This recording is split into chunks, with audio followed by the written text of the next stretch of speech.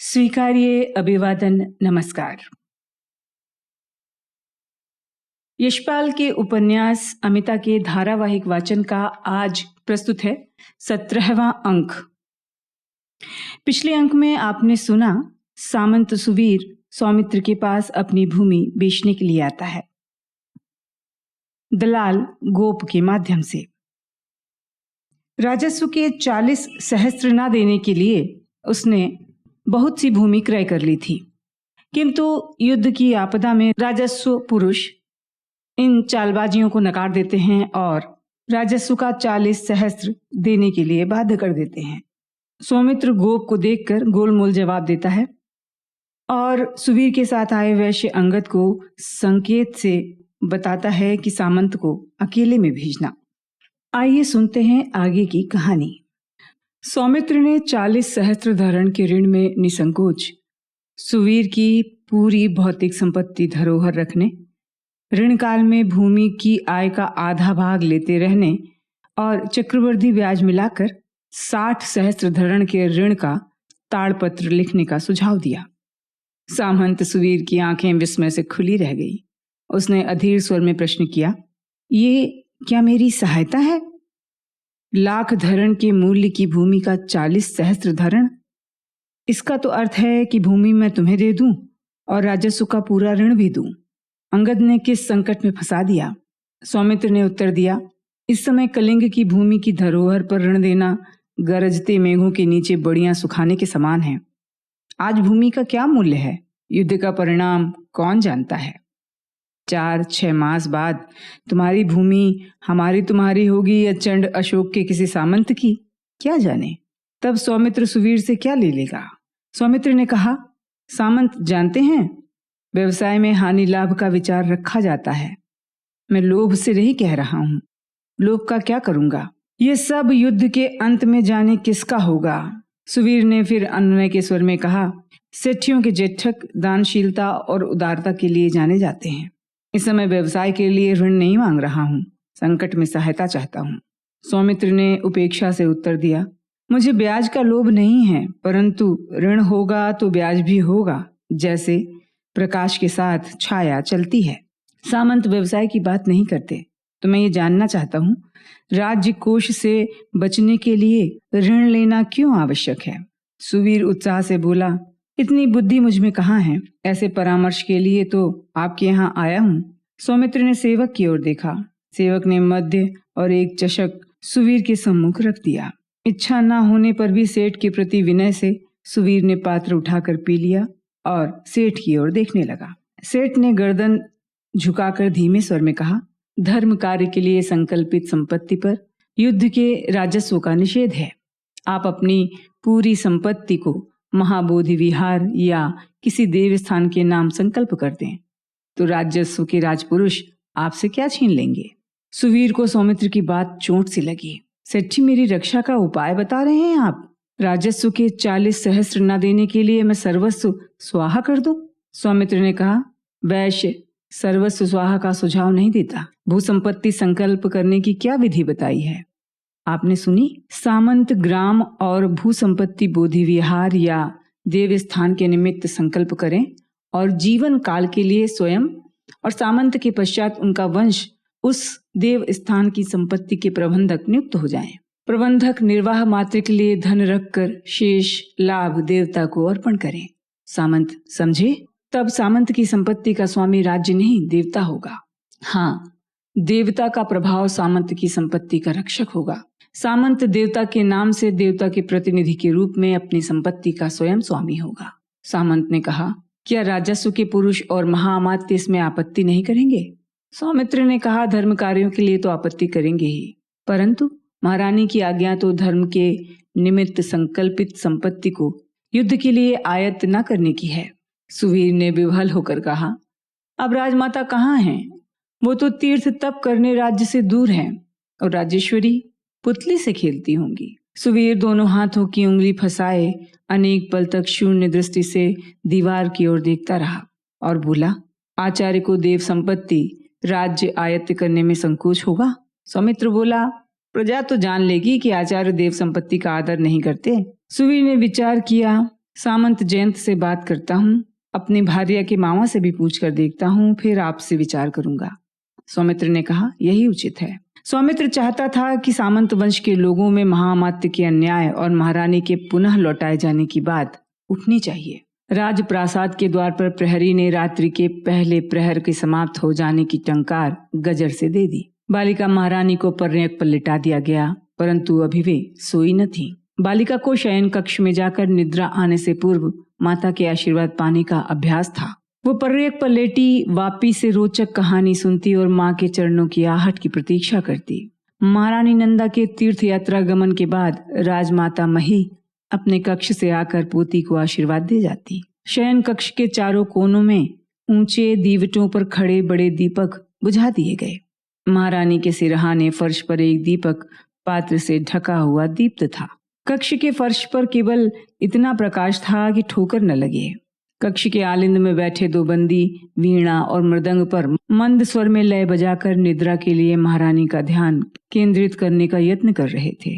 वापी पर्यक के दाहिनी ओर फर्श पर बैठी नागदेश की राजकुमारी की खोज में जाने वाले राजकुमार की रोमांचक कथा रहस्य में धीमे स्वर से सुना रही थी। पलंग के बाईं पाटी पर फर्श के साथ बैठी हिता अमिता की ओर से हुंकारा भरती थी। अमिता के नेत्र मुंद गए। बालिका का श्वास निद्रा की समगति से चलता देखकर वापी ने द्वार पर खड़े प्रहरी को संकेत किया। प्रहरी ने संकेत पर बंदियों से संगीत समाप्त करने को कहा। हिता महारानी को करवट दिलाकर अपनी बाह निकालने का उपाय कर रही थी कि अचानक उसने पलकें खोल दी और बोली, हितू, सेठ काका ने कहा था आचार्य काका अम्मा को शीघ्र बुलाएंगे। हाँ अम्मे, हिता ने अनुमोदन किया। हम आचार्य काका के यहाँ जाएंगे और कहेंगे कि उन्हें शीघ्र बुलवा लें। हाँ महारानी, हिता ने अमिता की पीठ सहलाकर आश्वासन दिया। अभी राजपथ पर अंधकार है, महारानी सो जाएं। कल सूर्य के प्रकाश में आचार्य काका को बुलवा लेंगे। अभी महारानी विश्राम करें। अमिता ने आग्रह किया, नहीं, हम स्वयं आचार्य काका की ड्योढ़ी पर जाएंगे, हमारी अम्मा नहीं है। हाँ महारानी, अमिता के संतोष के लिए हिता ने स्वीकार किया। कुछ क्षण में अमिता की पलकें मुंद गईं। बालिका के गहरी नींद में सो जाने पर हिता उठी। उसने अमिता के पर्यंक के समीप एक कथरी बिछा ली और लेट गई। वापी और हिता महारानी के पर्यंक के समीप ही भूमि पर सोती थी। नींद में भी दोनों सतर्क रहती थी। वापी मध्याह्न से चिंतित थी। उसने हिता को अनमना और व्याकुल देखा था। वापी ने बेटी के साथ कथरी पर लेटकर मुख से कुछ न बोला। उसका शरीर छूकर देखा, शरीर गर्म जान पड़ता था। वापी से रहा न गया। उसने उसके कान से मुख लगाकर बोला, क्या हुआ तुझे? शरीर तो ठीक है। हिता के मौन पर वापी ने फिर कहा, कुछ पीड़ा है क्या? हिता मौन ही रही, पर अपने कंचुक वस्त्र से कंगन निकालकर मां को दे दिए। वापी के होंठ फिसमे से खुल गए, गहरी श्वास निकल गई। अपने आप को संभालकर उसने होठों के शब्दों से प्रश्न किया, कहाँ से पाया? पाया था तो तुरंत कंचुकी को क्यों नहीं दिया? चोरी के अपराध में खाल खिंचवाएगी, क्या करेगी तू इसका? हिता ने कंठ का अवरोध निगलकर कहा, नगर सेठी दे गए हैं। क्रोध में वापी ने कहा, सेठी महारानी को भेंट कर गया होगा। तूने उसी समय कंचुकी को पुकार कर इसे यूथप के यहाँ कोष में क्यों नहीं भिजवा दिया? हिता ने मां के मुख पर हाथ रखकर उत्तर दिया, सेठी ने अपने हाथ से मुझे दिया है। कहता है तेरी राज्य सेवा धन्य है, ये मेरी राज्य सेवा का पुरस्कार है। वापी कुछ पल बेटी को ध्यान से देखती रही और आतंक के स्वर में बोली, जाने तेरे भाग्य में क्या है। हिता ने कहा, सेठी कहता था भगवान ने जिसे राजेश्वरी का विश्वास पात्र बनाया है, विधाता जाने उसका भाग्य क्या हो। बालिका महारानी को कलेवा कराकर वो खेल खिलाने के लिए सभा भवन में ले आई। अमिता गुड़िया के ब्याह का खेल खेलना चाहती थी। हिता ने गौड़ देश की पुतली का विवाह रचाने का सुझाव दिया और नई पुतली बालिका की गोद में थमा दी। नई पुतली अचानक अमिता के हाथों से गिरकर पत्थर के फर्श पर गिर चूर चूर हो गई। अमिता के होंठ रुलाई के आवेग में फैल गए। हिता ने तुरंत महारानी को गोद में उठाकर कंठ से लगा लिया और आश्वासन दिया, अम्मे महारानी चिंता न करें, दासी तुरंत बिट्ठल के यहाँ से इससे भी सुंदर पुतली लेकर आएगी। नगर की अवस्था विचित्र हो रही थी। अन्न और वस्त्र महंगे हो गए थे। कुलीन लोग अपनी उदात्त वेश निभाने में कठिनाई का अनुभव कर रहे थे। नगर के चारों ओर शिविरों में प्रांत प्रांत से एकत्र हुए सैनिक समर क्षेत्र की ओर जाने के पूर्व कुछ समय नगर में खूब मनोविज्ञान कर लेना चाहते थे। अपरिचितों के सामने उन्हें किसी प्रकार का संकोच न था। अपने प्राणों की चिंता न थी तो अपने बोलचाल और आचार व्यवहार की चिंता क्या होती। इन लोगों की उच्छृंखलता से साधारण नागरिक आतंकित रहते। मोद महाबली यज्ञ के लिए तोरण बनाने के पश्चात महारानी के राज्याभिषेक के उत्सव के लिए तोरण बनाने में लग गया।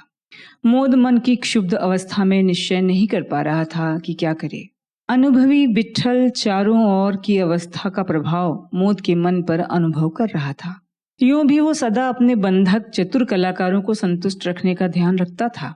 उसे नागरिकों जैसे वस्त्र और मद्य आदि के लिए कुछ कर्षापर्ण देता रहता, अब और अधिक कृपा दिखाता था।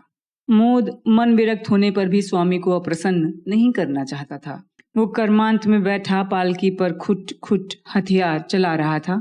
कर्मांत के द्वार की ओर आहट पाकर उसने अनुमान किया कि स्वामी देखने आया है, इसलिए उसने व्यस्तता दिखाने के लिए उसका सिर और अधिक झुका लिया। सुनो तो।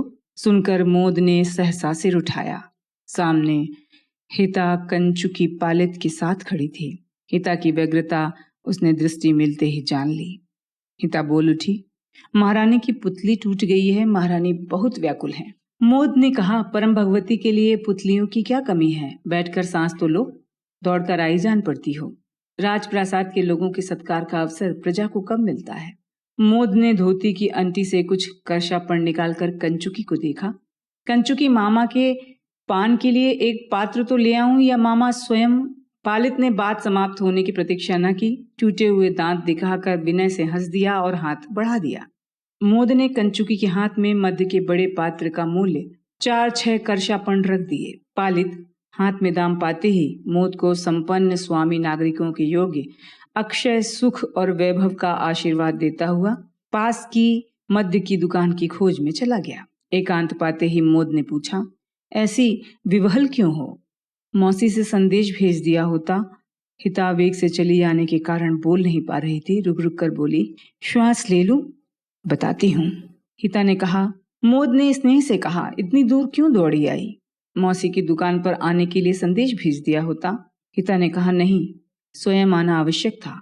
उसने कंचुकी से कंगन निकालकर मोद के हाथ में दे दिए। 2.5-3 सहस्त्र धरण से अधिक मूल्य का रत्न जटित कंगन देखकर मोद के नेत्र विस्मय से फैल गए।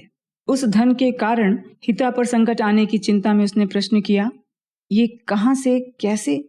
तुम्हारे अदास हो सकने का तुम्हारे मुक्ति का मूल्य है। मोद ने अनुमान किया कि हिता ने मेरे प्रेम में विवेक शून्य होकर मेरी मुक्ति के लिए ये धन प्रासाद से चुराया होगा। मोद सोच ही रहा था। हिता ने पूछा, ये कंगन तुम्हें दे जाऊं तो क्या ये विट्ठल की संपत्ति हो जाएगा? नियम तो यही है। हिता चिंता में दीर्घ श्वास लेकर बोली, सुनो, कंगन मुझे सेठी सौमित्र ने राजभक्ति का पुरस्कार दिया है। कंचुकी लौटेगा तो तुम बहलाए रखना, मैं सेठी सौमित्र के यहाँ जाती हूँ। कंगन सेठी को लौटा के प्रार्थना करूंगी कि इसके बदले तुम्हारा मूल्य विट्ठल को देकर तुम्हें अदास करा दे। मोद मुग्ध और विस्मय हिता की ओर देखता रहा। उसे पग उठाते देख मोद ने चेतावनी दी, सावधान रहना। लोग कहते हैं नगर सेठी की नीति और अभिप्राय भाग्य की रेखा पढ़ लेने वाला भी नहीं जान सकता। नहीं नहीं, चिंता न करो। हिता मोद को धैर्य बंधाकर कर्मांत से चली गई। अधिक विलंब न हो इस चिंता में हिता नगर की वीथियों और पढ़नियों में प्रायः दौड़ती हुई सेठ की हवेली में पहुंच गई। हिता ने कक्ष में आकर देखा, सामने की गद्दी सूनी थी। अनुमान किया सेठ भीतर किसी कक्ष में व्यस्त होंगे या विश्राम कर रहे होंगे। हिता ने प्रहरी को संबोधन किया, नगर सेठी कहाँ हैं? दासी सेठी का दर्शन चाहती है। प्रहरी ने कहा, वाह, नगर सेठी से भेंट करेगी? तुझे जो लेना देना है कारिंदों से बात कर। प्रहरी ने भित्तियों के साथ ऊंचे मंचों पर बैठे कारिंदों की ओर संकेत किया। हिता ने आग्रह किया, लेना देना नहीं है। हिता ने आग्रह किया, लेना देना नहीं है। राजप्रासाद की दासी हूं, मेरा नाम हिता है। प्रहरी के चेहरे पर आदर और आतंक का भाव छा गया। उसके हाथ अंजलि में बंध गए। नगर के लोगों ने बालिका महारानी की शोभा यात्रा के समय उसके हाथी पर उनकी चवर धारिणी दासी को देखा था। प्रहरी आदर से ग्रीवा झुकाकर तुरंत समाचार देने भीतर चला गया। आज के अंक में इतना ही। अगले अंक के साथ आप लोगों से फिर होगी मुलाकात। तब तक के लिए दीजिए अनुमति। नमस्कार।